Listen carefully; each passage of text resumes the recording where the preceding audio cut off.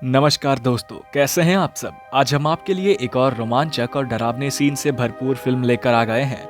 हालांकि इस फिल्म में कुछ भी भूतिया नहीं है, किंतु जिस प्रकार के दृश्य दिखाए गए हैं वे देखने में काफी भयानक और दिल दहला देने वाले हैं। तो अपना दिल थाम के बैठ जाइए और तैयार हो जाइए फुल ऑन एंटरटेनमेंट के लिए। फिल्म सेव योरसेल्फ की शुरुआत होती है एक थिएटर के सीन से, जहां एक बेहद रोचक फिल्म दिखाई जा रही होती है। ऑडियंस भी थिएटर में चल रही फिल्म का खूब लुत्फ उठा रही होती है। तभी उस फिल्म की डायरेक्टर क्रिस्टल उठकर वहां से चली जाती है और बाहर जाकर स्मोकिंग करने लगती है। तब फिल्म की प्रोड्यूसर डॉन भी उसके पीछे पीछे चली जाती है। बाहर क्रिस्टल को स्मोकिंग करते देख डॉन समझ जाता है कि वो किसी चिंतन में है, इसलिए वो उसे एक अच्छी दोस्त की तरह सलाह देती है और वापस थिएटर में आने को कहती है। क्रिस्टल मान जाती है, लेकिन वापस जाते जाते एक पोस्टर पर पेन से क्रॉस बना देती है। थिएटर में चल रही मूवी के खत्म होने पर 5 लड़कियों का परिचय दिया जाता है, जिसमें से 2 के बारे में आप पहले ही जान चुके हैं, डायरेक्टर क्रिस्टल और प्रोड्यूसर डॉन। उस फिल्म की लेखिका है लिजी और 2 प्रमुख हीरोइन हैं जो बहनें हैं, उनका नाम है किम और साशा। उनकी फिल्म खत्म होने पर वे सभी एक आफ्टर पार्टी में जाती है, जहां साशा को एक लड़की टेसी मिलती है जो कि उसकी फैन है। टेसी साशा को एक कैसेट देकर कहती है कि मैंने सुना है कि आपको इस बंदे के गाने काफी पसंद है, आप इस कैसेट को सुनकर जरूर बताइएगा कैसा लगा। साशा खुश हो जाती है और हाँ कर देती है। वहीं दूसरी ओर क्रिस्टल को एक रिचर्ड नाम का लड़का मिलता है जो उसे काफी पसंद आता है, लेकिन उन 5 को वो पार्टी छोड़कर आगे लॉस एंजलिस की ओर रुख करना होता है, इसलिए वे सभी गाड़ी में बैठ वहां से चली जाती हैं। गाड़ी में बैठकर साशा उस कैसेट को चलाने के लिए बोलती है, लेकिन क्रिस्टल मना कर देती है, ये कहकर कि जो गाड़ी चलाएगा वही गाना भी चलाएगा। सीन चेंज हो जाता है और अब क्रिस्टल गाड़ी को हाईवे के बीच सुनसान जगह पर रोक देती है। लिजी के पूछने पर क्रिस्टल कहती है कि तुम सो जाओ, मैं बस थोड़ी स्मोक करती हूँ। लिजी तो सो जाती है, लेकिन क्रिस्टल वापस ही नहीं आती। थोड़ी देर बाद डॉन, साशा और किम लिजी को जगाते हैं और उसे बताते हैं कि क्रिस्टल गायब है। लिजी कहती है कि उसने तो कहा था कि वो थोड़ी देर में आ जाएगी, शायद बाथरूम में होगी। इतने में साशा खबर देती है कि क्रिस्टल बाथरूम में भी नहीं है। वे लोग फोन करने की कोशिश करते हैं, लेकिन वहां कोई सर्विस ही उपलब्ध नहीं थी। लिजी को एकदम से ध्यान आता है कि जब क्रिस्टल ने गाड़ी रोकी थी तब वहां एक गाड़ी और मौजूद थी और अब वो गाड़ी ही गायब है, जिसका मतलब ये था कि क्रिस्टल का अपहरण हो चुका है। वे सभी क्रिस्टल को ढूंढने निकलते हैं, लेकिन साशा को ऐसा लगता है कि कुछ नहीं हुआ है, जिसकी वजह से वो गाड़ी में रहने का ही फैसला करती है। उधर दूसरी तरफ किम, डॉन और लिजी क्रिस्टल को ढूंढते ढूंढते एक घर के सामने जा पहुंचते हैं जो कि खेतों के बीच है। वहां उन्हें एक पति पत्नी मिलते हैं, क्रिस्टोफर और एस्ट्रिड। एस्ट्रिड काफी अजीब बर्ताव कर रही थी। तभी क्रिस घर के भीतर से निकलता है और उन लड़कियों को घर के अंदर बुलाता है। क्रिस उनसे ढंग से एवं तरीके से बात करता है तथा उन्हें खाना भी ऑफर करता है। तब डॉन क्रिस को कहती है कि हमें आपकी फोन की जरूरत है, हमें अपनी दोस्त से बात करनी है और शायद हम पुलिस से भी संपर्क करना चाहेंगे। क्रिस थोड़ा हिचकिचाते हुए हाँ करता है और डॉन को एक अलग कमरे में ले जाता है। उस कमरे में काफी विचित्र तस्वीरें थी, जिस पर डॉन सवाल करता है कि तुम क्या करते हो। तब क्रिस उसे बताता है कि मैं जेरोंटोलॉजी करता हूँ। वो क्या होता है, ये सवाल हर कोई पूछेगा, इसलिए डॉन भी यही पूछती है। इतने में ही उसको लिजी और किम के चिल्लाकर गिरने की आवाज आती है। दरअसल एस्ट्रिड ने उनके चाय के नाम पर कुछ नशीला पदार्थ दिया था, जिसे पीकर वे दोनों बेहोश हो जाते हैं। सीन वहीं कट हो जाता है और अब आगे बढ़ते हुए हम देखते हैं कि किम और डॉन एक बेसमेंट में बंद हैं, लेकिन लिजी का कुछ अता पता नहीं है। डॉन बहुत जोर जोर से रोने लगती है, तब किम उसको शांत कराती है और आश्वासन देती है कि वो इस जगह से जरूर बाहर निकलेंगे। तभी अचानक वहां एक और लड़की हीथर अंधेरे से बाहर आकर उनसे कहने लगती है कि यहाँ हमारी जैसी काफी लड़कियां हैं। कईयों ने भागने की कोशिश करी, लेकिन वे असफल रही। तब किम उससे पूछती है कि यहाँ आखिर चल क्या रहा है। हीथर डरते हुए बताती है कि तुम ना ही जानो तो बेहतर है।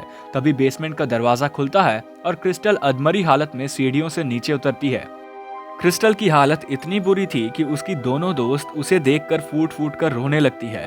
क्रिस्टल के कपड़े फटे हुए थे और उसकी पीठ पर पट्टी बंधी हुई थी। वहीं दूसरी ओर साशा को दिखाते हैं, जो अभी भी अपने दोस्तों की गाड़ी में इंतजार कर रही होती है। लेकिन जब उसकी नींद खुलती है तब वो अपनी गाड़ी को उस घर के सामने खड़ा पाती है। वो बेहद घबरा जाती है और गाड़ी से बाहर निकलकर खेतों में जा छिपती है। वो क्रिस को घर से निकलकर उनकी गाड़ी की डिग्गी में रखे सामान को छेड़ता हुआ देखती है। क्रिस अपनी पत्नी एस्ट्रिड से कहता है कि यहाँ 5 बैग्स है, इसका मतलब एक लड़की अभी भी कहीं छुपी हुई है। ये कहकर वो बाहर निकल जाता है और साशा धीरे धीरे एक तरफ बढ़ती है और घर में घुस भी जाती है। लेकिन एक लड़की आकर उसे अपने कमरे में ले जाती है। वो लड़की और कोई नहीं बल्कि टेसा ही होती है। टेसा साशा से कहती है कि मैंने तुम्हें वो कैसेट देकर एक चेतावनी देने की कोशिश करी थी, उसमें एक हिंट था, तुम लोगों को रुकना नहीं चाहिए था और ना ही यहाँ आना चाहिए था। टेसा साशा को वहीं बैठाकर वहां से चली जाती है। लेकिन साशा शांत कहाँ बैठने वाली थी। वो जैसे तैसे बेसमेंट तक का रास्ता खोज लेती है और अपनी दोस्तों से बात करती है। लेकिन किम उसे वहां से भागने को कहती है। साशा मजबूरन ऐसा ही करती है। लेकिन जैसे ही वो घर से बाहर निकलती है, वहां क्रिस आ जाता है, जिसे वो लात मारकर गिरा देती है और सड़क की ओर भागती है। लेकिन तभी वहां रिचर्ड आ पहुंचता है, जो क्रिस का ही बेटा है, जिसने क्रिस्टल को अपने जाल में फंसा लिया था और उसी की वजह से 5 लड़कियां आज इस मुसीबत में पड़ी थी। रिचर्ड साशा को बेहोश कर घर में ले आता है। सीन चेंज होता है और अब किम और डॉन वहां से भाग निकलने का प्लान बनाते हैं। प्लान ये था कि जब क्रिस उनको लेने आएगा तब किम खुद को कुर्बान कर देगी और डॉन वहां से भाग जाएगी। लेकिन ऐसा नहीं हो पाता। हालांकि वो दोनों लड़कियां ऐसा कोशिश जरूर करती हैं, लेकिन होता ये है कि डॉन को रिचर्ड पकड़ लेता है और जब रिचर्ड को ये पता लगता है कि डॉन एक माँ है, तब वो उसी पल उसी जगह डॉन को मार देता है। वहीं दूसरी ओर किम भागते भागते एक ऐसी जगह पहुंच जाती है जहां सैकड़ों लड़कियों की लाशें पड़ी होती है और तभी वहां क्रिस आ जाता है। क्रिस बिना एनेस्थेसिया के ही सर्जरी करता है।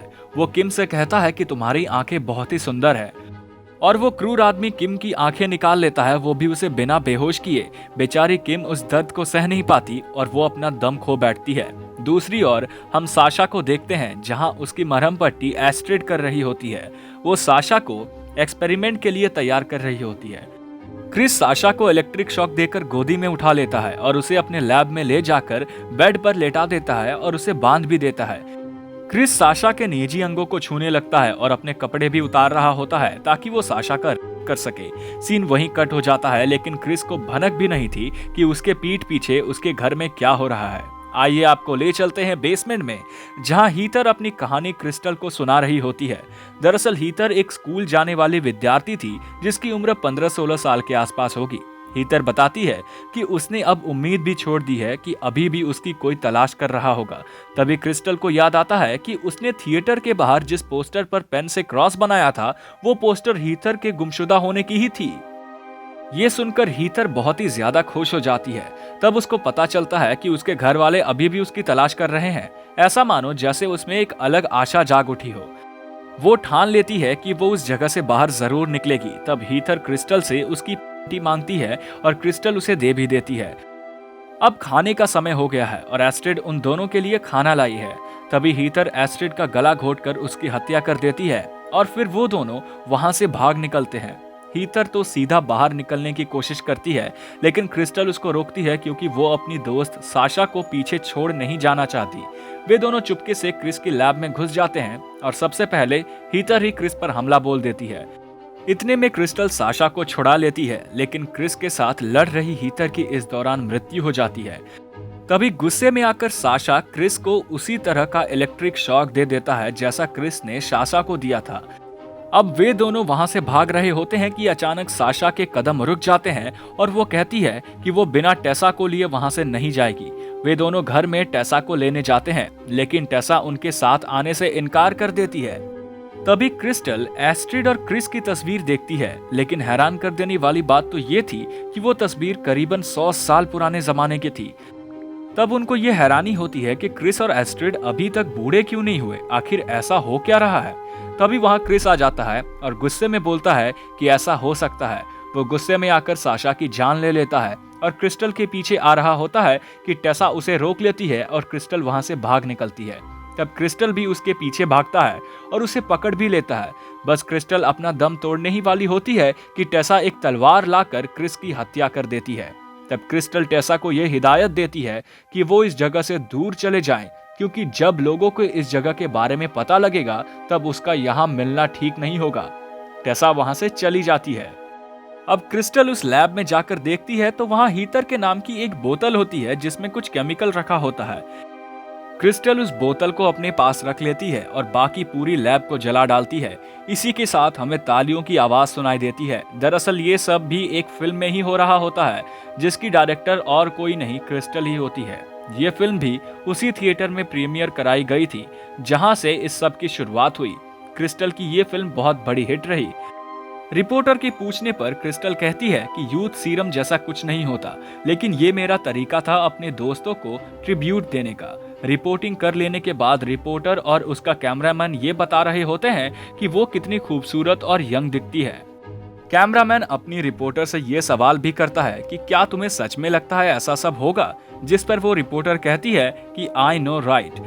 तभी वहां रिचर्ड आकर कहता है कि I hope she gets the ending right. इसी के साथ फिल्म खत्म होती है। आपको कैसी लगी ये फिल्म कमेंट करके जरूर बताइएगा।